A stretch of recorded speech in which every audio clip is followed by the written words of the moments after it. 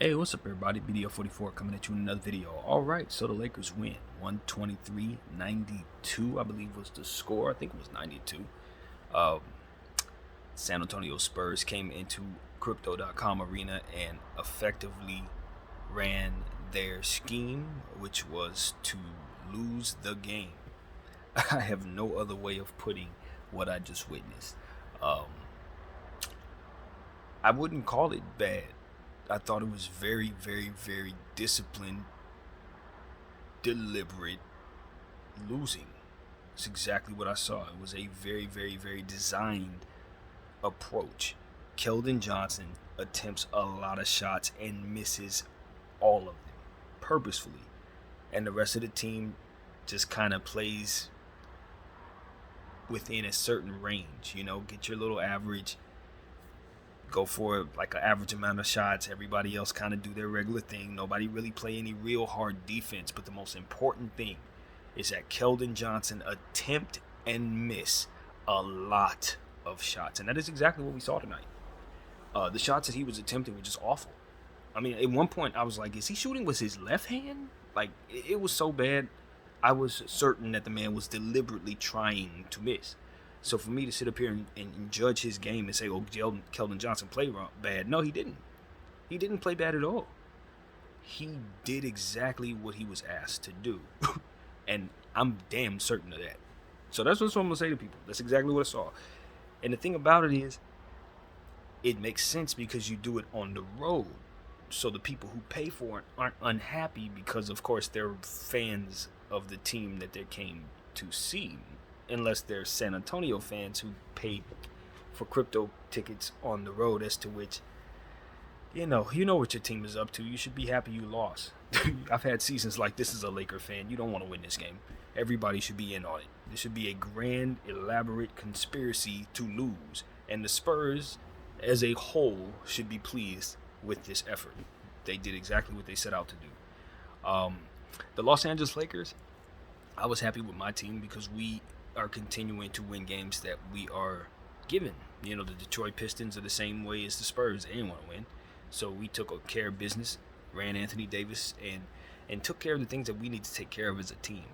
I think it's difficult for us, though, because when we have games like this, it's hard for us to get better. Because the things we're not good at are things that require us to focus in on the second half. You know what I mean? We're a bad third quarter team. We're having trouble getting Anthony Davis the ball in the second half, stuff like that. So it's like, for us, you don't want to play games like this at all.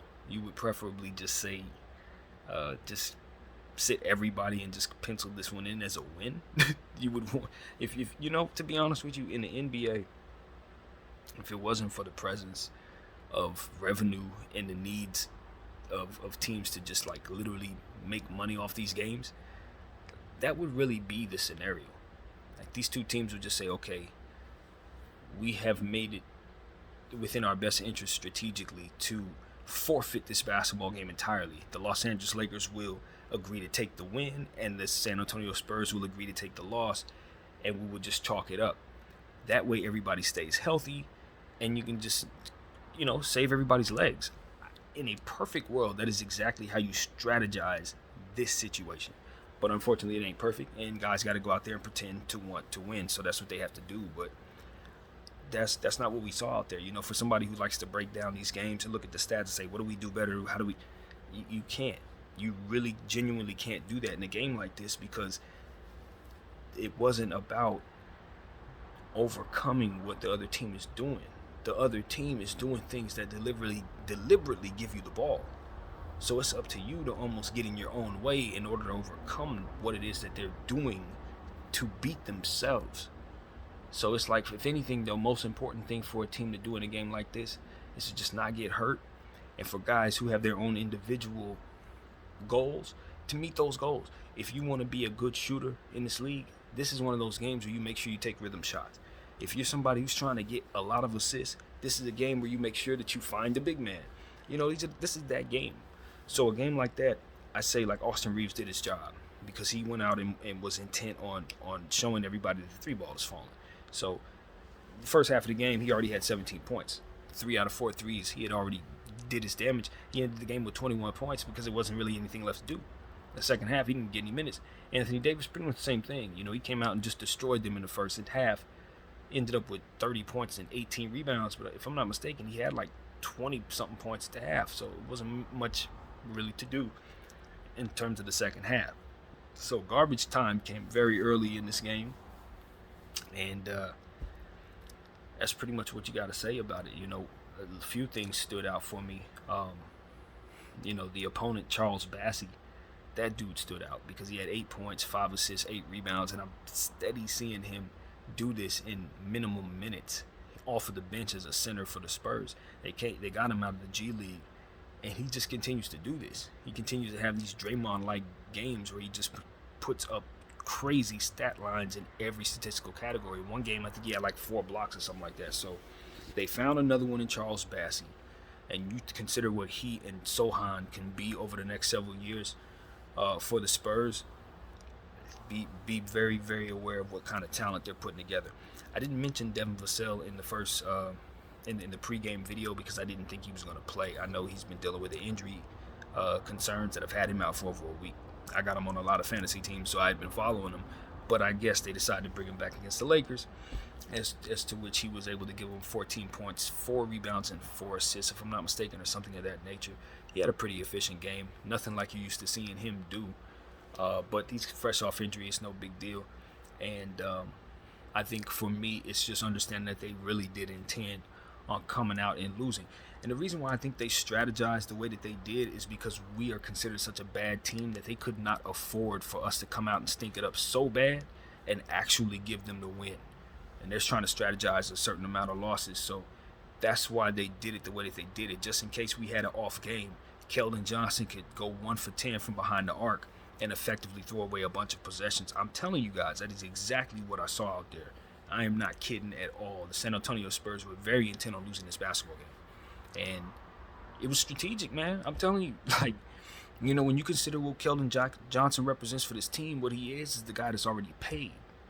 He's the one that stands to benefit from having a teammate like whoever they're going to get from the second pick or the first pick in the draft. So for him, it's like, all right, you're the guy who's a part of what it is that we're doing. So we can send you out there and we're telling you, jack up a bunch of shots and brick them all. And that way we can secure this loss so that we can secure that teammate you want for next season and for the next several seasons for the rest of your damn career. Because we got you in here for the next 4 years. This is year 1. So you're part of this. Brick. And I'm telling you, that's exactly what he did. I don't think he was like, I genuinely do not think that he was playing his game. I don't. I really, really don't. And I'll go to my grave saying that about this particular basketball game. I do not. I just watched him. He was sweating. He was going hard. He was pushing hard, but the shots he was attempting were completely off balance. And I looked at his teammates. Everybody was fine. It was like they're cool with it, because they're getting their percentage. They're getting theirs. They're doing what they have to do. And I'll say to a guy like that, Keldon Johnson, that's a hell of a sacrifice. I hope it's made up in the contract. I hope, what I mean? If that's what's going on, as I speculate, I hope it's made up to make you whole, because what it ultimately does is hurt you historically. When you look up at who you were all them years, as you played, it's like, damn, you really did have games like this where you just completely threw the game away. And the only person who really took the brunt of it is you, based on your efficiency. You know what I mean? So it's like, I don't know. But overall, I hope San Antonio Spurs fans are pleased with Keldon Johnson and the sacrifice that he chose to make for their team tonight, completely throwing the game. And I wouldn't have been mad. I cannot stress it enough. As a fan, I've been there, man. I've been there. We want Brandon Ingram. We want Lonzo Ball. We cannot afford to win basketball games. I remember one year I was mad at Julius Randle because we were trying to lose basketball games, and he was on some, we don't care. As a team, we're going to win, and we're going to let the chips fall where they may. And I'm like, brother, that's all good, but you ain't going to be on the team in 2 years. We need this pick. So I get it for Spurs fans who truly want to see Wembanyama as a part of their team. This is what is necessary. What else did I see out there? Doug McDermott, paid attention to him. He was 4 of 7. No 3-point shot, but, he was able to get his buckets elsewhere, which is something that Laker fans are obviously going to pay attention to. Sohan did his thing, 8.6 rebounds, something like that. I'm not sure, but he did have 3 steals, 2 of which we gave him in garbage time. Garbage time. Now, I know this is not something you're supposed to be talking about, but I'm a Laker fan for real, so I'm watching everybody. And when I say everybody, I want to know how they're all doing. And I gotta say, Matt Ryan, I don't know how you managed to come into the game, jack up 4 terrible shots in 5 good basketball minutes and still walk away with a +5 on your +5. I don't know how that happened. I've never seen anything like that in my life. Maybe it was because he got 1 rebound. I know that he also was credited an assist. But those were 4 of the worst shots I've ever seen anybody take, man. He was just jacking up garbage. I mean, absolute garbage. So it was one of those situations where it's like, I know guys are trying to come in and accumulate some scoring. They want to come in and make things happen with a little bit of time. But the most important thing for a guy to understand is stats only matter if you're doing good things for yourself. So if you're coming in and you jack up a bunch of points because you're trying to satisfy the guy that says you only had 1 point, that guy doesn't know what the hell he's talking about. The most important thing you can do for yourself is just be efficient in those 5 minutes, meaning make every possession you're a part of quality. That's how you get the minutes. Not coming in and satisfying the guy who said, yeah, he got 7 points in 5 minutes. That's what I'm talking about. No, he's an idiot, bro. That guy doesn't know what he's talking about. What you want to do is make sure that everybody on the floor is still in the same rhythm they were in when you got on the floor, because that's exactly what happened. You got on the floor and we had the Bron effect. That's exactly what I saw. And it's not the first time I've called that out. Matt Ryan needs to understand that is a bad trait Bron has. We don't need nobody coming down jacking up 3-point shots off the dribble for this roster. Absolutely not. You come down and just jack up it wasn't even a 3. Homie came down and jacked up a mid-range shot. And I'm like, that bricked off of nothing. Came down, jacked up a side, a corner 3, rimmed off the back of the iron. And I'm like, all right, maybe we'll see something else. I think Russell Westbrook tried to get him a rhythm shot, bricked that. I'm like, bro, you only got 5 minutes. It can't be this. This can't be it. You won't make it. So that's one of them situations where it's like, if you follow BDF 44, I'm the guy that pays more attention to the guys on the back of the bench than I do Bron and AD. And this is one of them situations where he popped off the screen so much because you want a guy to succeed when he gets minutes. And what I saw there was somebody who doesn't know how to do that when the minutes are very, very small. And that's bad. That's very bad. It's going to be hard for him to make it if he does that. So I just want to encourage all young players, just come in and be efficient, man. Don't think that it's about getting points, because if you come in there and jack up 4 shots and everybody's out of rhythm because of you, believe me, the scouts are going to see that. They're going to see that whether you make the shots or not. So that's something that I paid attention to there. And I just understand he didn't do himself no favors at all. So anyway, enough of that. And yeah, that's what this game provided us, though, man. Honestly, it wasn't a whole lot to look at based on the way the San Antonio competed. It was just a lot of Anthony Davis, a lot of Austin Reeves first half. In the second half, it was Lonnie Walker, kind of attacking a little bit and basically just managing the clock. That's what I saw, shooting free throws. And I think we did a good job of not fouling this team. I want to give us a lot of credit for that. We only missed 30 field goals as a team, shooting 56% as a team, which is fantastic. So you got to love that. And that's really what it was about. What was it, 8 players in double figures, I believe we had. Just fantastic efficiency from our guards. You got to consider Dennis Schroeder. I think he was like 4 or 7. It was one of those situations where guys had 4 or 7, 4 or 6, and 4 of 8. Dennis Schroeder, Lonnie Walker, and I believe who was that last guard down there who played that well? I don't remember who the third person was, but I remember distinctively they all had 4 field goals made between them. And so I'm just remembering the stats in my head. But that's what it was. It was great guard play from Shooter, Kendrick Nunn, and Lonnie Walker. I believe that's how that went.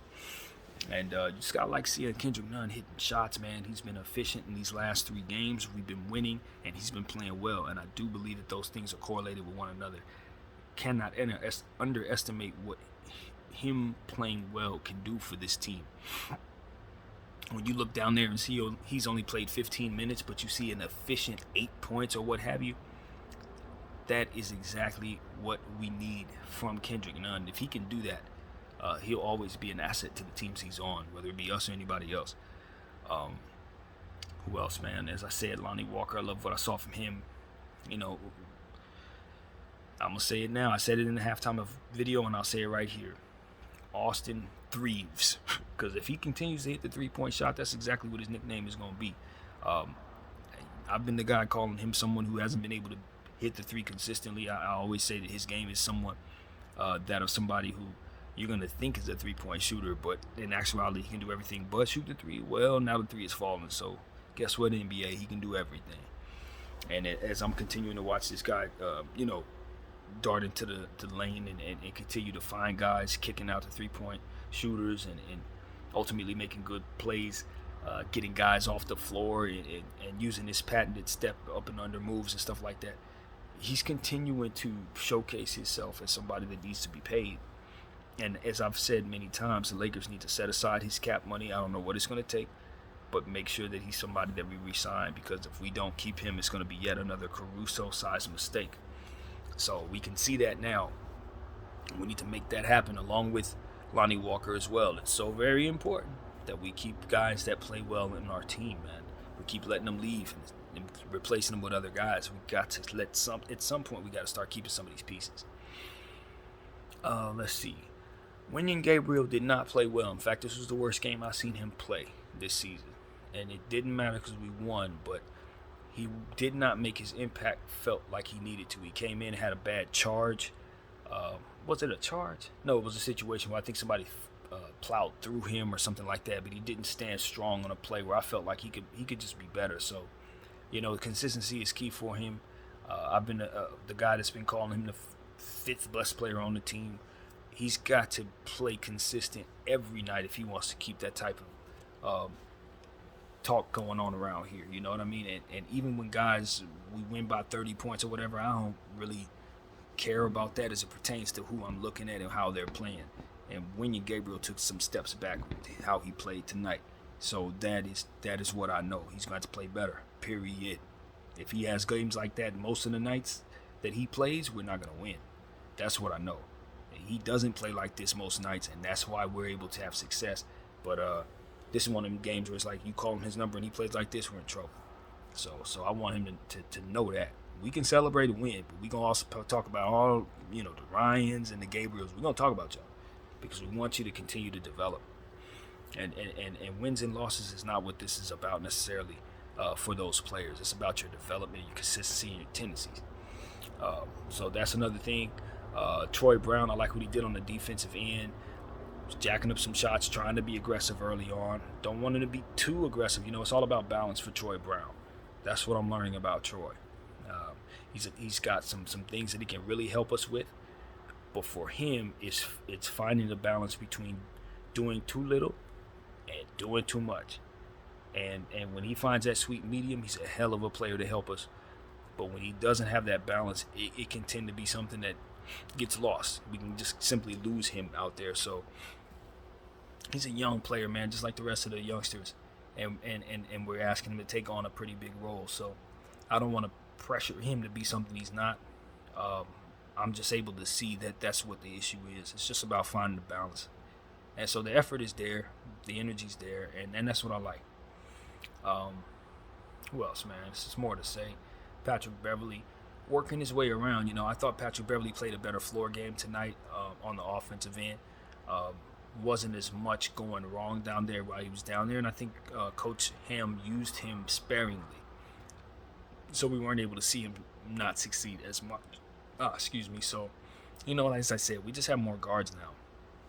So it's going to be about who's playing well, and then whether or not Coach Ham can kind of put them in situations that allow them to succeed. And tonight I thought we saw a good rotation of guards.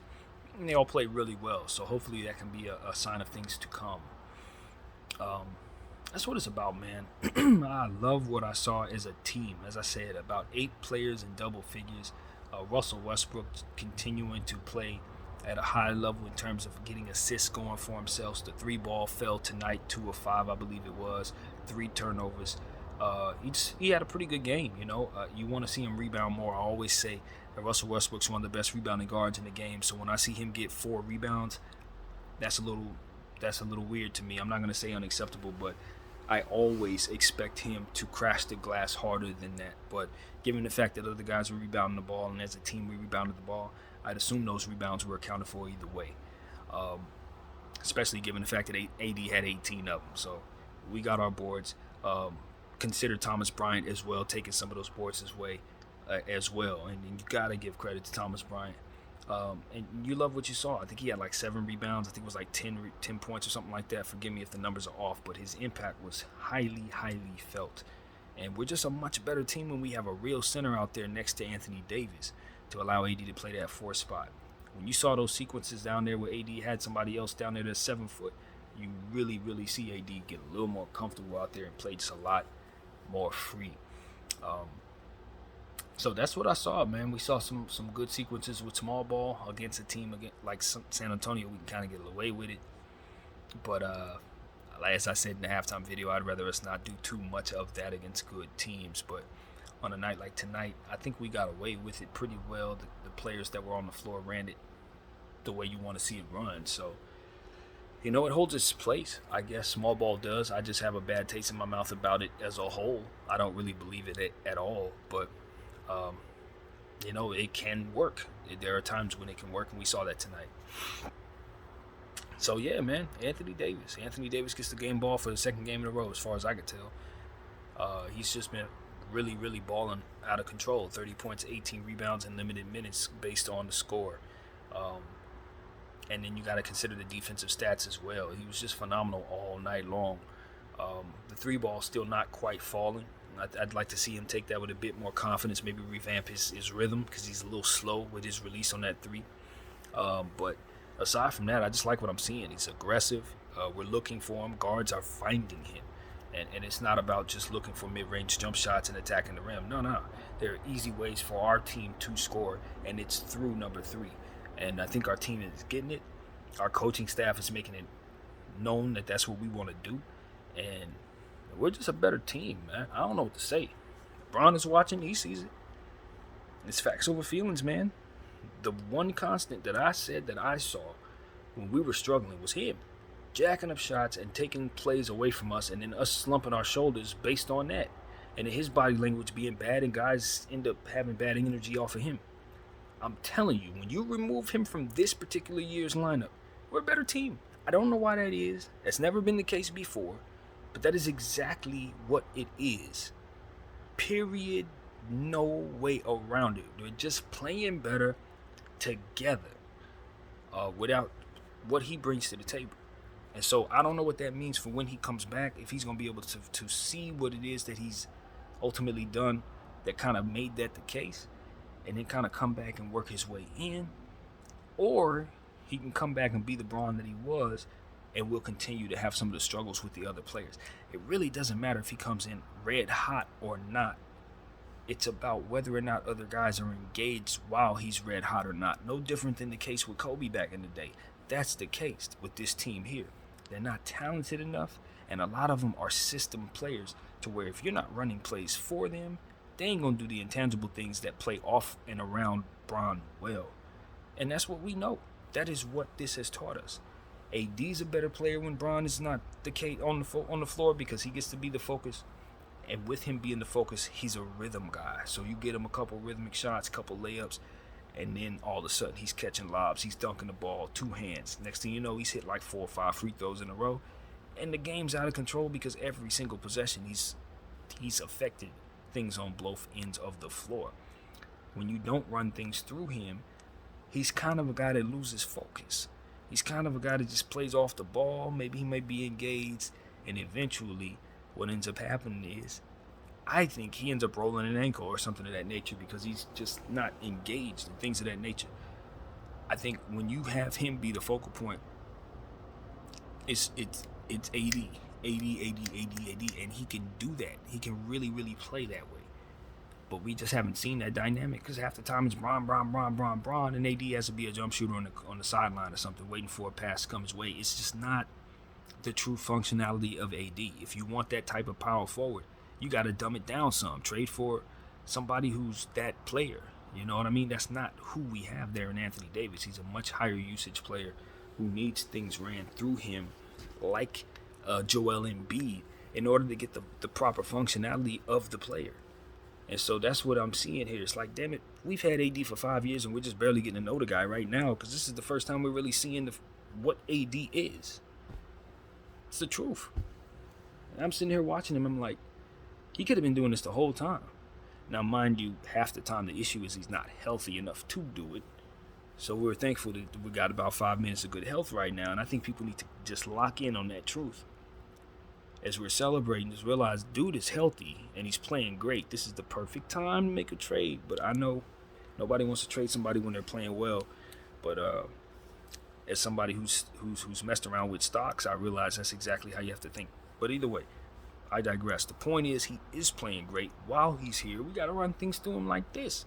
And so that's what we're seeing. It's the best version of Anthony Davis, who can basically be an MVP candidate on both sides of the floor, blocking shots, steals, and then on the other side, scoring every single play. And then guys just are better around him because they're getting assists off of him, and that brings their confidence up. Russell Westbrook's stats just tend to look better. Why? Because he plays off his rhythm real easy. Once he starts looking into dumping the ball to AD in situations that, like we saw tonight, it's easy buckets, easy assists for him. And so that gives space to guys like Russell Westbrook and Lonnie Walker and all these other shooters, Kendrick Nunn. They have more space to roam because Anthony Davis is such a threat. It's particularly when he's dunking the ball, not necessarily catching the ball around the 20-foot range and stuff like that, like we tend to have him catching it. But I thought we did a better job tonight having him catch in spaces where he can attack, and that's ultimately where it's at for us. So, yeah. Just a better overall game for the Lakers. And I like the intensity that we brought to this game in the first half when it really mattered. When it was time to put the intensity on this team, we put it on them. Now, keeping that foot on the gas is, it's hard to do when the team is tanking as hard as they are. But I thought our initial attack was the type of intensity that you want to see us play against anybody. And that's ultimately what you want to see for 48 minutes. So that's what it's all about, man. A big old throwaway game. It's only half of this game that you could really study the film on. The other half is just garbage. But I can tell you that it wasn't our fault. Our team did our part. It was just San Antonio tanking away. But that's what it is. We got a game in Phoenix, I believe it is, starting off this road trip coming up. I believe that's, sometime early this week. Probably Tuesday or something like that, Monday.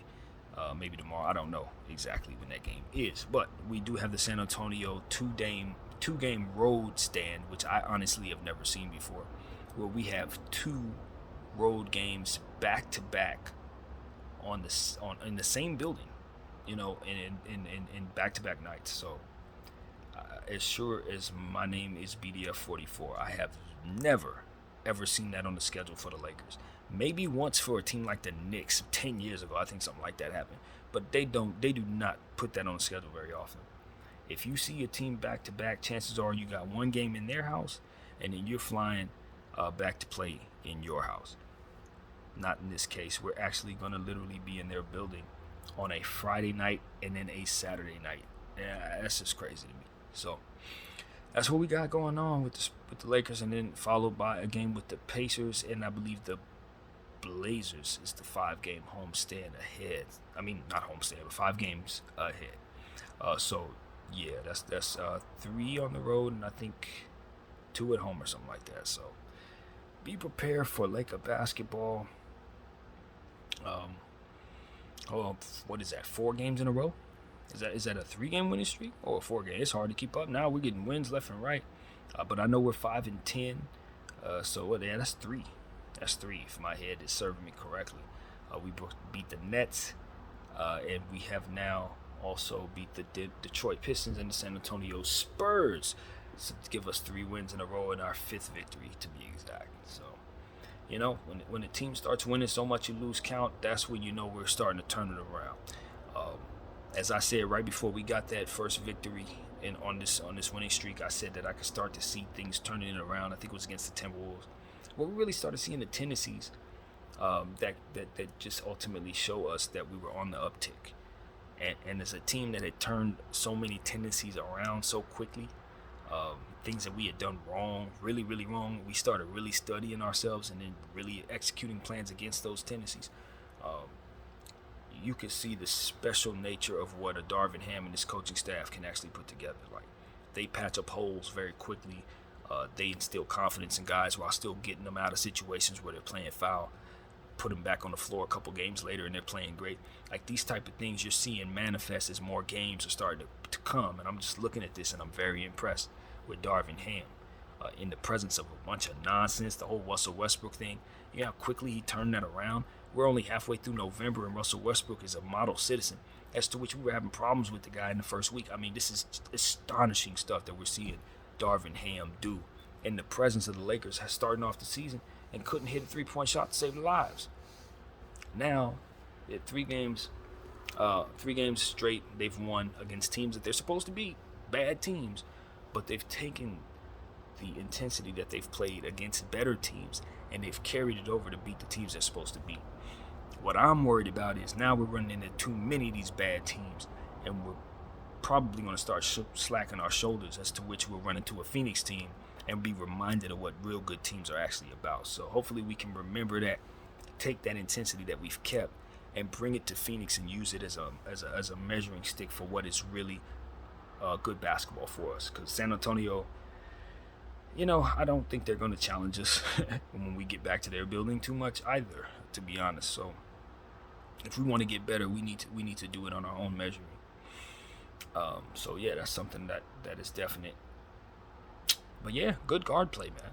That's what I want to say. Anthony Davis was amazing, but the guards all played phenomenal tonight, and they just all deserve the credit. Just a full team win for a Los Angeles Laker team that needed victories. We needed to play some bad teams, and we need to beat those bad teams. And so far, so good.